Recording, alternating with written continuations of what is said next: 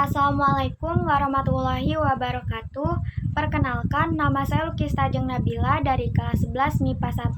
Pada kesempatan kali ini saya akan menceritakan kisah Nabi Ayub alaihissalam. Dikisahkan, Nabi Ayub adalah seseorang yang diberikan banyak nikmat oleh Allah Subhanahu wa Ta'ala.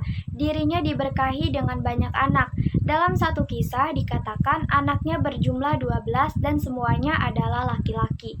Selain itu, Nabi Ayub juga diberi nikmat oleh Allah Subhanahu wa Ta'ala berupa harta kekayaan yang melimpah, memiliki berbagai ternak, dan juga diberi istri cantik yang soleh serta setia. Dengan semua nikmat yang diberikan, tidak menjadikan Nabi Ayub sebagai pribadi yang sombong. Justru dirinya memanfaatkan nikmat yang diberikan oleh Allah Subhanahu wa Ta'ala untuk membantu dan menolong orang lain. Ketika usia 51 tahun, ujian pertama dari Allah muncul. Kulit Nabi Ayub tiba-tiba terkena penyakit yang menyebabkan keluarnya nanah dari kulitnya, dari kepala hingga kakinya, hingga rambutnya pun rontok. Penyakit ini dikabarkan adalah penyakit yang menular. Hari kedua, ketika sang istri sedang menghidangkan makanan untuk 12 anaknya, tiba-tiba atap rumah Nabi Ayub rubuh dan menimpa semua anak Nabi Ayub hingga semuanya meninggal.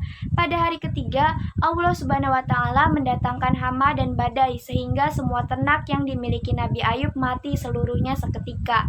Begitu juga dengan kebunnya yang ikut hancur. Namun, atas kuasa Allah Subhanahu wa Ta'ala, orang-orang di sekitar Nabi Ayub tidak ada yang terkena dampak ini. Hanya dalam 3 hari, Nabi Ayub yang sebelumnya memiliki banyak kenikmatan seketika kehidupannya berubah 180 derajat. Bahkan Nabi Ayub harus pindah dari rumahnya ke pinggiran negeri yang jauh karena orang-orang takut akan penyakit yang dideritanya. Dikatakan bahwa Nabi Ayub diberi cobaan oleh Allah Subhanahu wa Ta'ala seperti itu selama 18 tahun.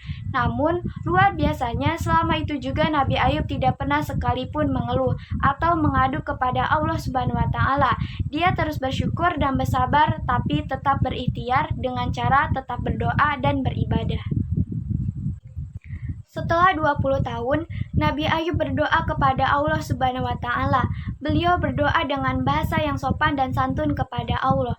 Wahai Tuhanku, penciptaku, pemilikku, sesungguhnya aku sedang ditimpakan penyakit, dan Engkaulah Zat yang Maha Penyayang. Doa Nabi Ayub ini menunjukkan bagaimana dirinya ikhlas atas apa yang akan diberikan oleh Allah Subhanahu wa Ta'ala nantinya. Entah akan disembuhkan atau tidak, Nabi Ayub tetap akan ikhlas dan sabar dalam menerima ketentuan Allah Subhanahu wa Ta'ala.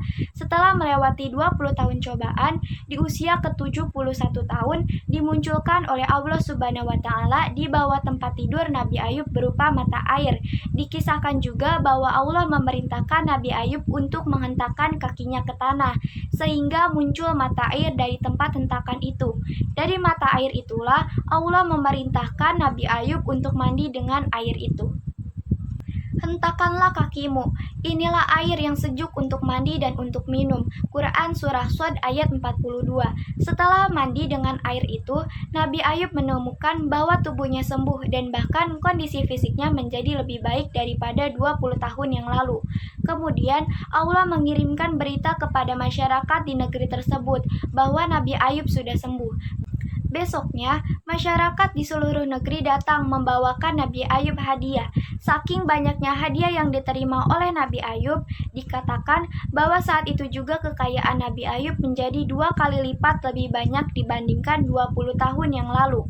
Kemudian di hari ketiga, istri Nabi Ayub hamil, dan sejak saat itu setiap tahun istri Nabi Ayub melahirkan anak kembar, sehingga Allah memberikan kepada Nabi Ayub 24 orang anak laki-laki. Allah juga menggambarkan bagaimana kisah Nabi Ayub ini dalam Al-Quran. Dan ingatlah kisah Ayub ketika ia menyeru Tuhannya, "Ya Tuhanku, sesungguhnya aku telah ditimpa penyakit dan Engkau adalah Tuhan yang Maha Penyayang di antara semua penyayang. Maka kami pun memperkenankan seruannya itu. Lalu kami lenyapkan penyakit yang ada padanya, dan kami kembalikan keluarganya kepadanya, dan kami lipat gandakan bilangan mereka, sebagai suatu rahmat di sisi kami dan untuk menjadi peringatan bagi semua yang menyembah Allah. Quran Surah Al-Anbiya ayat 83-84. Pada intinya, tidak ada yang mustahil bagi Allah Subhanahu wa Ta'ala, hanya perlu keimanan, yakin kepada Allah, dan sabar sebagai pegangan hidup kita. Sekian dari saya, mohon maaf bila ada salah kata atau salah ucap. Terima kasih. Wassalamualaikum warahmatullahi wabarakatuh. Assalamualaikum warahmatullahi wabarakatuh. Nama saya Rindika Febianti dari kelas 11 IPA 1. Di sini saya akan menceritakan dakwah Nabi Muhammad SAW ke Madinah.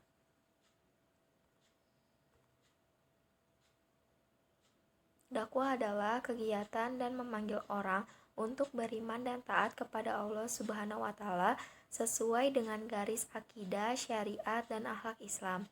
Dakwah Rasulullah SAW periode Madinah berlangsung selama 10 tahun, yakni dari semenjak tanggal 12 Rabiul Awal tahun pertama Hijriah sampai dengan wafatnya Rasulullah SAW tanggal 13 Rabiul Awal tahun ke-11 Hijriah. Mengenal kota Madinah. Kota Madinah memiliki luas yaitu 589 km persegi.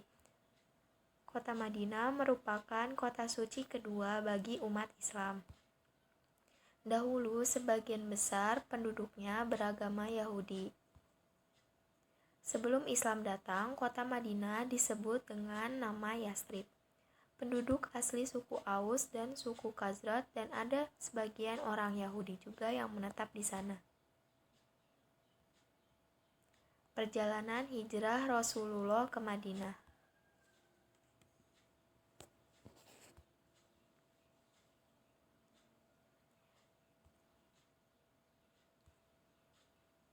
Perjalanan ini diawali dengan kedatangan 73 orang dari Yastrib.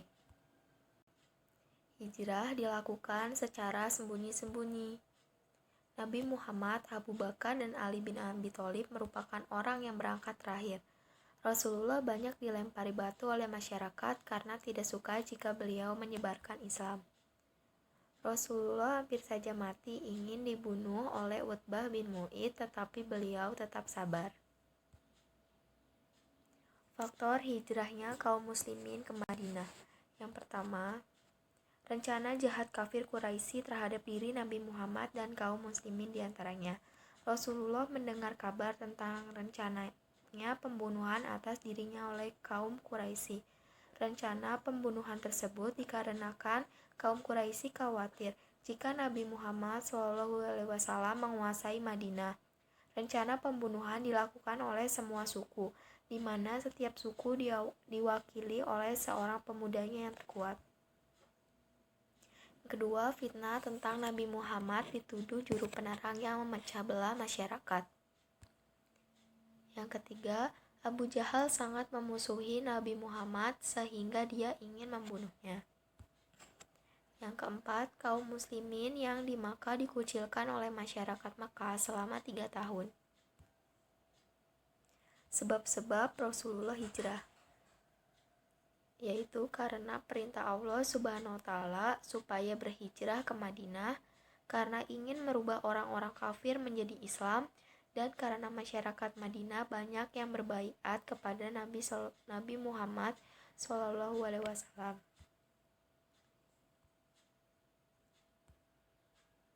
Substansi dakwah Rasulullah di Madinah.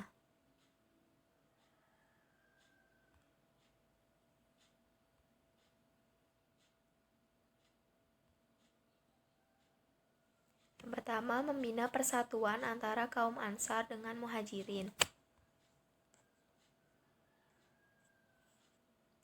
Yang kedua, demi menjaga kerukunan dengan orang Yahudi dan umat non-muslim lain, dibentuk Piagam Madinah. Yang ketiga, membentuk masyarakat yang berlandaskan ajaran Islam. Dan yang terakhir, mengajarkan pendidikan agama, politik, dan sosial, meletakkan dasar-dasar politik, ekonomi, dan sosial untuk masyarakat Islam. Dalam periode perkembangan agama Islam di Madinah inilah telah turun wahyu Allah Subhanahu wa Ta'ala yang mengandung perintah berzakat, berpuasa, dan hukum-hukum yang bertalian dengan pelanggaran atau larangan, jinayat atau pidana, dan lain-lain. Dengan ditetapkannya dasar-dasar politik, ekonomi, sosial, dan lainnya, maka semakin teguhlah bentuk-bentuk masyarakat Islam, sehingga semakin hari pengaruh agama Islam di kota Madinah semakin bertambah besar. Strategi dakwah Rasulullah di Madinah.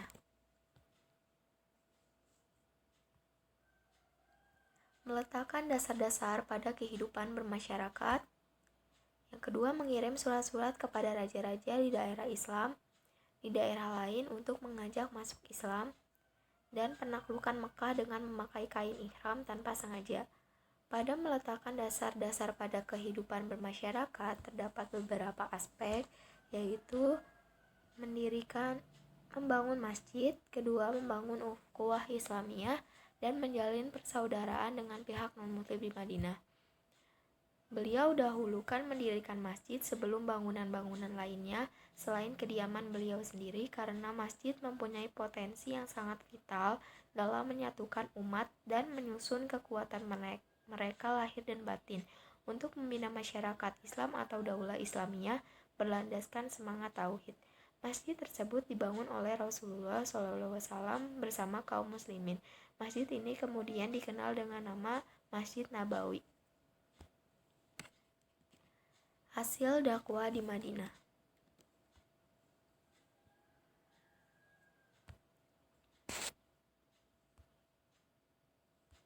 Hasil dakwah Rasulullah di Madinah yaitu dakwahnya berhasil dan banyak yang masuk Islam.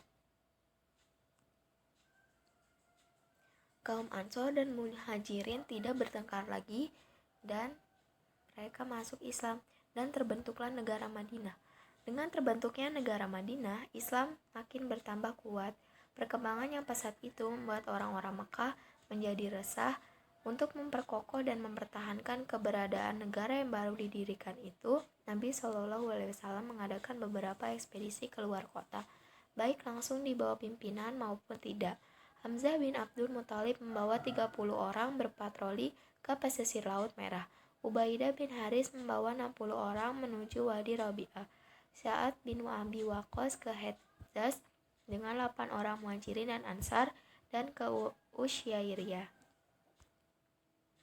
Ekspedisi-ekspedisi tersebut sengaja digerakkan Nabi SAW sebagai aksi-aksi siaga dan melatih kemampuan calon pasukan yang memang mutlak diperlukan untuk melindungi dan mempertahankan negara yang baru dibentuk.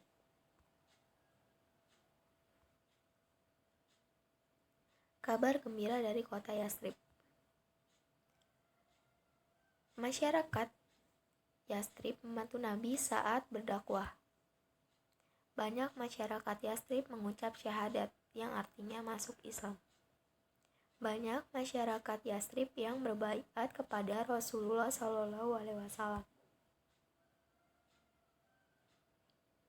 Hikmah sejarah dakwah Rasulullah SAW.